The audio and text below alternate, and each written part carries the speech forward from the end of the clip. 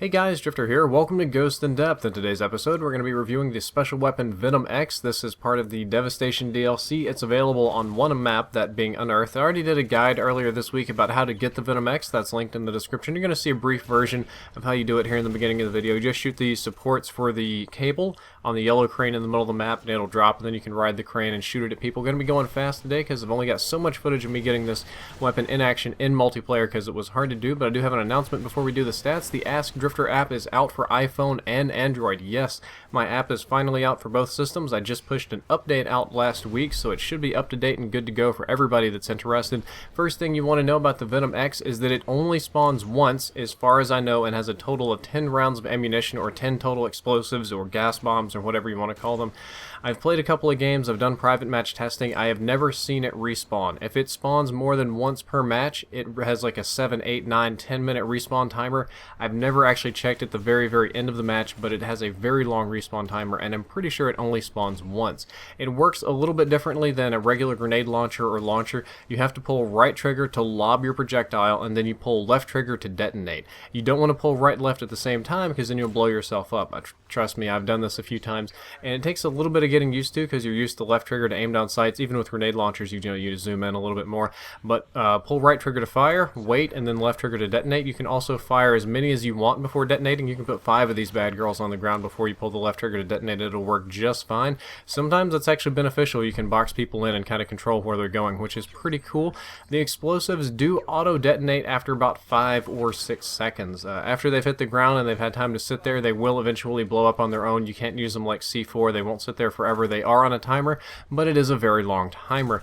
The test that you're looking at right now is a test of lethal blast radius. It's very similar to that of a C4, and I'm going to show you the first shot I'm going to shoot is actually not going to end up killing this guy on my left. Had some friendly subscribers jump in for testing, and I'm going to detonate, and it doesn't hit him at all. Do get the gas cloud, which we're going to talk about in a little bit, and then I tell him to scoot just a little bit closer, and I do put the grenade a little bit, better aimed this time around. I put it a little bit in front of him the last time around, and you'll see that this is about the lethal radius of the explosive, which is very huge. I would say it's like that of a C4 and then a little bit. It's closer to a C4 than anything else, but I think it is a little bit stronger than a C4. The rate of fire is about 120 RPM. Not sure how applicable that is, but it shoots slow, obviously. Not super useful considering that you're going to be shooting and then detonating. There's not really a reason to spam them out. One thing that I did want to point out is that if you shoot this, it creates a gas cloud, an individual gas cloud for each explosive that does linger for about 5 seconds, and if you detonate it and somebody runs into the gas cloud, they do take damage. Of note, they don't often die from the gas cloud, at least not from a single grenade. The individual grenade gas is very weak, and you will probably not get many kills with the gas cloud and core modes, also because people run away from where the explosives were.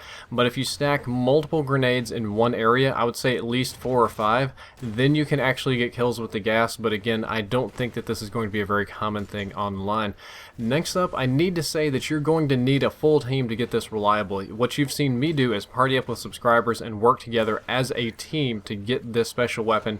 And it didn't even always work for us. Sometimes randoms would get it on the other team. Sometimes they would fight us for it. As information gets out there, both by myself and others, about how to get this weapon and how to use it, the amount of fighting over the weapon, over the crane area, is only going to increase in the beginning of the game. And generally speaking, if you don't have a team of people to help you, you're not going to be able to get this weapon.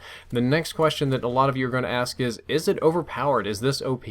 And my answer is not really. You won't see it very often, and the people that do get it won't get very many kills with it. It won't last long, and a lot of times people blow themselves up. It is very strong. Don't get me wrong. It's extremely strong, but it's meant to be a silly kind of strong, a joke kind of strong, not a game-breaking kind of strong.